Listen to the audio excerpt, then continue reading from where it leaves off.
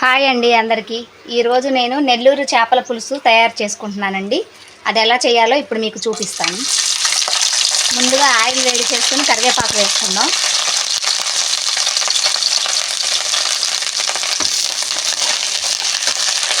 ఇది ఇలా కొద్దిగా ఫ్రై అయిన తర్వాత ఉల్లిపాయ పేస్టు,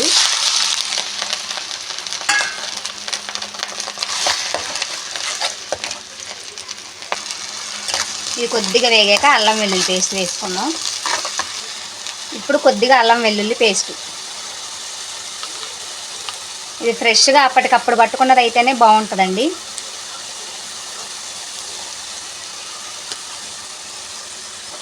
కొద్దిగా పసుపు, చేపల పులుసుకి ఎక్కువే పడుతుందండి పసుపు.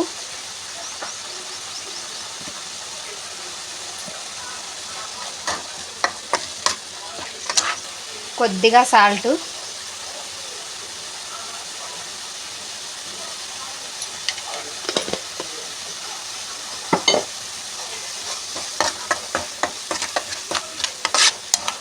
కారం అండి,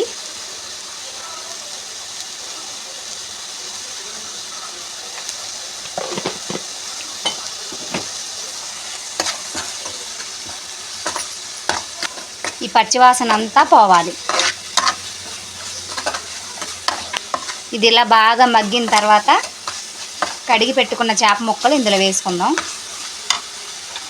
ఇప్పుడు ఇందులో చేప ముక్కలు వేసుకుందాం.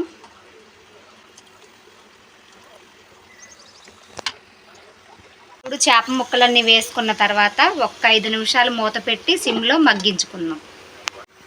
ఇప్పుడు మూత తీసి చూసుకుందాం.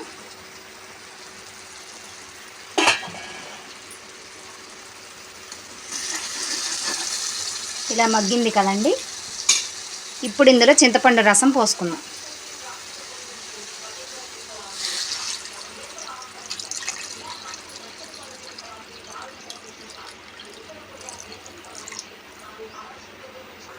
ఇప్పుడు ఇందులో మామిడికాయ ముక్కలు వేసుకుందాం.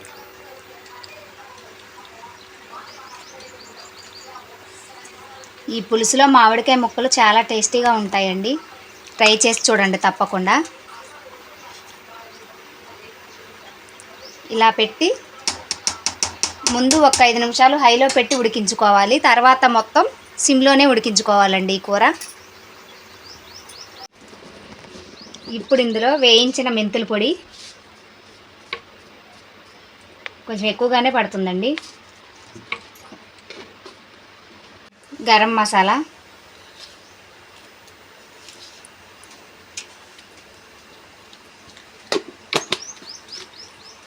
ఇలా వేసి మళ్ళీ ఒక 5 నిమిషాలు ఉడికించుకోవాలి. ఇంతేనండి, నెల్లూరు చేపల పులుసు తయారైపోయింది. చూసారా ఎంత బాగా ఉడికిందో. ఈ వీడియో కనుక మీకు నచ్చినట్టయితే లైక్ చేయండి, షేర్ చేయండి, సబ్స్క్రైబ్ చేయండి.